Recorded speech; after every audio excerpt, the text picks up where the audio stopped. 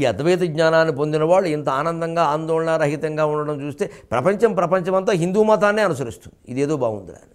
హిందూ మతం అంటే అద్వైతమే. రెండోది ఏది పట్టుకున్నా ఆందోళనలు, గొడవలు, భయాలు, శంకలు తప్పవు. అద్వైతాన్ని ఆశ్రయించిన వాడికి అవి ఉన్నది ఒకే పదార్థం అని తెలిసాక దేని గురించి బాధపడతావు, దేని గురించి ఏడుస్తావు, దేని గురించి నవ్వుతావు? ఏమీ లేదు, అంతా ఒకటే. సబ్కా మాలిక్ ఏక్ హై, తీసేయి. అది అమోఘ. ఆయన పూజ, ఆయన స్తుతి, ఆయన స్మరణ అది అమోఘం కాకుండా సత్యసంకల్పం కావాలి, వ్యర్థం కాకుండా. మోఘం అంటే వ్యర్థం, అందుకని అమోఘం. వ్యర్థం కాకుండా ఉండాలి అంటే మనం ఈ దృష్టితో చేయాలి కర్మలని. అన్నీ చేయాలి, హాయిగా చేయొచ్చు. ప్రతి ఏకాదశికి సత్యనారాయణ వ్రతం చేయడం చాలా గొప్పది. కానీ ప్రతి ఏకాదశికి ఇలా చేస్తే 11 ఏకాదశులు చేశాకైనా జ్ఞానం కలుగుతుంది.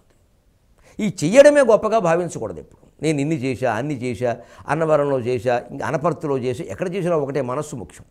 అది పెద్ద విషయం కాదు. స్వామికి ప్రాంత భేదాలు, దేశ భేదాలు, జాతి భేదాలు, కుల భేదాలు ఉండవు. ఏ భేదము లేని సంపూర్ణ సమగ్ర అద్వైత జ్ఞానమే భగవంతుడు. సమాత్మా సంహిత సమహమోఘ పుండరీకాక్ష వృషకర్మ వృషాకృతి పుండరీకాక్ష యత్పుండరీకంబుర మధ్య సంస్థం అన్నారు శాస్త్రంలోని, వేదంలో కూడా. ఈ హృదయాన్ని పుండరీకంతో పోల్చారు. పుండరీకాక్షుడు అంటే పద్మాల వంటి నేత్రములు కలవాడని ఇదివరకే చెప్పుకున్నాం. ఇప్పుడు ఇంకొక విశేష అర్థం ఏమిటి అంటే, పుండరీకం అంటే హృదయం. యత్ పుండరీకం పుర మధ్య సంస్థం. పుర అంటే శరీరం, శరీరం మధ్యలో ఉంది ఇక్కడ. అందుకే ఈ హృదయానికి గుర్తుగా ఇగో ఈ ఏ దండ ధరించినా మనం ఈ పెండెంట్ అంటారు, పతకం అంటారు, అది సరిగ్గా ఇక్కడికి వస్తుంది. అక్కడ దృష్టి పెట్టు, అక్కడ దృష్టి పెట్టు, అక్కడ దృష్టి పెట్టమని చెప్పడానికి ఇక్కడ కొలికిపోస. దానికో మహిమ, దీనికో మాయా మాట్లాడదు. దాని ఉద్దేశమే అదో సింబల్, ప్రత్యేక సంకేతం. దాన్ని బట్టి ఏం చేయాలో చేసుకో. ఇంక ఈ కొలికిపోసి ఏముండాలి, ఎంతలా ఉండాలి, అందులో ఏ ఫోటో, ఇవన్నీ అనవసరమైన సందేహాలు. దాని ఉద్దేశం అది కాదు. నువ్వు ఏం పెట్టినా ఒకటి చూడప్పుడు. పైగా ఈ కొలికిపోసిన మనం చూడాలంటే అద్దంలోనే చూడాలి. నువ్వు ఇలా తీసుకుని చూడడం వేరే విషయం. అది అద్దంలో ప్రత్యక్షంగా రోజు ధరించగానే చూస్తాం. మంచిది, ఇక్కడ హృదయంలో ఉన్నాడు పుండరీకాక్ష. ఎప్పుడు అక్ష శబ్దానికి ఇంద్రియ అర్థం ఉంది. అధోక్షజ అంటే అర్థం. అది కళ్ళు అనే కాదు, ఇంద్రియం అర్థం. అక్ష అంటే దృష్టి, పోని కన్ను అర్థం ప్రసిద్ధం కదా. ఈ హృదయంలోనే దృష్టి పెట్టు, అదే పుండరీకాక్ష. వృషకర్మ ధర్మ కర్మ. వృష అంటే ధర్మం, ఎదురుకి చెప్పుకున్నాం. వృషశ్చ ధర్మశ్చ వృష ఉచ్యతే, ఎద్దని కాదు అక్కడ. వృషకర్మ ధర్మకార్యాలే మనం చేయాలి, ధర్మాన్నే మనం రక్షించాలి. ధర్మం కోసమే మనం ఉన్నాం. మమకారాలు, బంధుత్వాలు, మావాళ్ళు, పరాయి వాళ్ళు దీనికోసం కాదు. ఎంత మనవాడైనా, కన్న కొడుకైనా, కన్న కూతురైనా, కట్టుకున్న భార్య అయినా, కట్టుకున్న భర్త అయినా, వారందరికంటే ధర్మమే ప్రధానం. ఆ భర్తని మనం ప్రేమించడం, భార్యను మనం ప్రేమించడం కూడా ధర్మ నిర్వహణ కోసమే, గృహస్థాశ్రమ ధర్మ నిర్వహణ కోసమే తప్ప నీకోసం నేను, నాకోసం నువ్వు సినిమాలో బాగుంటాయి ఇవి.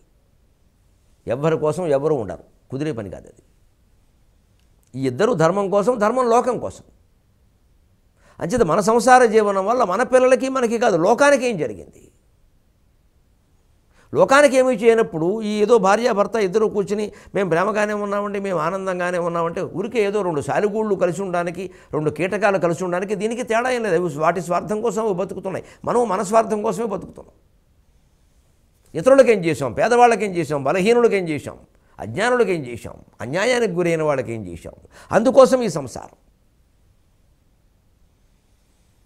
అప్పుడు సంసార జీవితం పరమార్థం అవుతుందండి. ఒక మనుచరిత్రలో ప్రవరుడు సంసారంలో అవుతుంది, పాండురంగ మహత్యంలో పుండరీకుడు సంసారంలో అవుతుంది.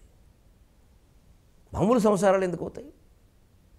వృషకర్మ వృషాకృతికి ధర్మమే ఆకారంగా కలిగినవాడు సాక్షాత్ శ్రీరాముడు. ఇక్కడ శ్రీరాముడు అంటే ధర్మానికి ఆకారం, పరమధర్మావతారం శ్రీరాముడు. అందుకే శ్రీరాముని చరిత్రలో ఎక్కడ అస్పష్టత సమస్య లేదు, స్పష్టంగానే ఉంటుంది. ఆయన చెప్పింది, ఆయన ఏది ఎందుకు చేశాడో ఆయనే చెప్పాడు. కృష్ణ చరిత్ర అలా కాదు, లీలామానుష వేషధారి. కొంచెం కాస్త లోతుల్లోకి వెళ్ళి కాస్త ఉపనిషత్ తత్వం తెలుసుకుని దాన్ని భాగవతానికి అన్వయం చేసుకుంటే తప్ప కృష్ణ చరిత్ర స్పష్టంగా అర్థం కాదు. ఎందుకంటే అది లీలామానుష వేషధారి. ఆయన ఓ నవ్వు నవ్వుతాడు, ఎందుకు నవ్వాడు అని చెప్పడు. రాముడు అలాంటి నవ్వు నవ్వడు, స్పష్టంగానే నవ్వుతాడు. స్మిత పూర్వభాగ్ అది వసుర్వసుమనాశ్చత్య సమాత్మ సంహిత సమః అమోఘ పుండరీకాక్షో వృషకర్మ వృషాకృతి. ఇప్పుడు 13వ శ్లోకం. రుద్రో బహుశురాబభృర్విశ్వయోని శుచిశ్రవాహ అమృతశాశ్వతస్థాణుర్వరారోహో మహాతపాహ. రుద్ర రుహు దుఃఖం, ద్రావయతీత రుద్ర. దుఃఖాన్ని పోగొట్టేవాడమ్మ రుద్రుడు. శివారాధన అంత గొప్పది, రుద్ర రూపంలో కూడా అంత గొప్పది. బహుశిరాహ సహస్రశీర్షా పురుష సహస్రాక్ష సహస్రపాత్. భగవంతుడికి అనేక శిరస్సులు ఉన్నాయంటే అర్థం ఏమిటండి? విశ్వరూపంలో క్యాలెండర్లో కనిపించే 10, 20 లెక్కట్టుకుని కూర్చోవడమా?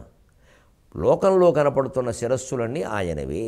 అనేక బాహూదర వక్త్రనేత్రం పశ్యామి త్వాం సర్వతో అనంతరూపం నా అంతం న మధ్యం న పునస్తవాదిం పశ్యామి విశ్వేశ్వర విశ్వరూప. ఇప్పుడు ఎవరిని ప్రేమిస్తాం, ఎవరిని ద్వేషిస్తాం? అన్ని శిరస్సులు ఆయనవే. బహుశిరాక నామం చదువుకున్నాం కదా. ఈ బహుశిరాక నామం చదివితే ఏం ఫలితం అంటే అందరూ ఒకటే అని గ్రహించడమే ఫలితం. అప్పుడు తగాదాలు ఉండొచ్చు, ధర్మం కోసం దెబ్బలాడతాం. ఎందుకని అన్ని భగవంతుడి శిరస్సులు అయినప్పుడు ధర్మం శిరస్సు వేరు, అధర్మం శిరస్సు వేరుగా, రాముడు వేరు రావణుడు వేరుగా, కుడి వేరు ఎడమ వేరుగా. అధర్మం ఖండింపబడవలసిందే కదా. అందుకే రాముడు రావణాసురుని సంహరించాడు. కాబట్టే రావణాసుర సంహారం అయ్యాక ఆ మృతదేహాన్ని మేము తీసుకెడతాం, అంత్యక్రియలు చేసుకుంటాం, మాకు అనుమతి ఇవ్వమంటే రామచంద్రమూర్తి భారతీయ ఋషికల్పుడు, ఋషులు గౌరవించారు, ఋషులు పూజించిన మహానుభావుడు. కాబట్టి మమాప్యేషయధాతవ, మీ అన్నగారిని అధర్మంగా ప్రవర్తించాడు కాబట్టి, ఎంత చెప్పినా ఆ మాట వినలేదు కాబట్టి సంహరించాల్సి వచ్చిందయ్యా. అటువంటి పండితుణ్ణి, శివభక్తుణ్ణి, జ్ఞానిని సంహరించినందుకు నేను ఎంతో బాధపడుతున్నానమ్మా విభీషణ. నేనేం ఆనందంగా ఇక్కడ బాణసంచా కాల్చుకోవట్లేదయ్యా. అయ్యో మహానుభావుడు చనిపోయాడే అనుకుంటున్నాను, నేను చంపవలసి వచ్చింది అని. అందుకని మమాప్యేషయధాతవ, ఇక నుంచి నీకే కాదయ్యా నాకు అన్నగారే అన్నాడు ఆయన. ఇంత ఔదార్యం ఎవరికి ఉంటుందండి భారతీయ దైవమైన రామచంద్రమూర్తి రూపానికి తప్ప. ఇంత విశాల హృదయం. ఇది భావన. బహుశిరాక అంటే రావణాసురుడు శిరస్సును కూడా ఆయన శిరస్సుగానే భావించాడు. మరి ఈ శిరస్సు, ఈ శరీరం, ఆ శరీరం మీద బాణాలు ఎందుకు వేయాలి? అది అధర్మం కాబట్టి, అది కృంగిపోవాలి కాబట్టి. అంచేత భగవత్ స్వరూపమైనా సరే అధర్మం కృంగిపోవలసిందే. భగవత్ స్వరూపాలు చెడ్డ ఉంటాయి అనకండి. ద్యూతం చలయతామస్మి, మనుషుల్ని మాయి చేసి మోసంలో పడేసే వాటిలో పేకాట నేనే అన్నాడు కృష్ణుడు విభూతి యోగంలో. పేకాట భగవంతుడు ఏమిటండి? కోడిపందాలు భగవంతుడు ఏమిటండి? నేనని ఎందుకు చెప్పాడు? కోడిపందాలు కూడా భగవత్ స్వరూపం ఏంట. ఆడదాం, తప్పు, ఆడద్దని చెప్పాడు. అది నా స్వరూపమే, ఆడద్దు. ఎందుకంటే ఆడితే అవి చచ్చిపోతావు, నువ్వు చచ్చిపోతావు. లక్షలు కాసి అలా అర్థం చేసుకోవాలి. అంతేగాని జ్యోతం చలయితామస్మంటే పేకాట భగవత్ స్వరూపం ఉంటాయా, బాగుంది అని పేకాట మొక్కలకి పైన వెనకాల మళ్ళీ వెంకటేశ్వర స్వామి, కనకదుర్గ బొమ్మేస్తావా? చేసేదే వక్ర పని. మన అజ్ఞానం అక్కడే ఉంటుంది. పేకాట భగవంతుడు స్వరూపం అనే విషయం విభూతి యోగం మీద మాట్లాడేటప్పుడు మేము అలాంటి మాటలు అందులో ఉన్నా ఎందుకు చెప్పం పెద్ద ప్రత్యేకంగా అంటే, ఎక్కడ అజ్ఞానంలో పడిపోయి పేకాట కూడా నిరంతరం ఆడేస్తారు అని బెంగ. అక్కడ ఏం చెప్పాడు? చలయితాం జ్యోతం అస్మి, మోసం చేసి మనిషిని నాశనం చేసే వాటిలో జ్యోతం నేనే. అంటే ఆ మోసానికి గురి చేసే శక్తి ఉందే, ఆ శక్తి పేకాటకి ఎక్కువగా ఉంది కాబట్టి దాని జోలికి నువ్వు వెళ్ళొద్దని.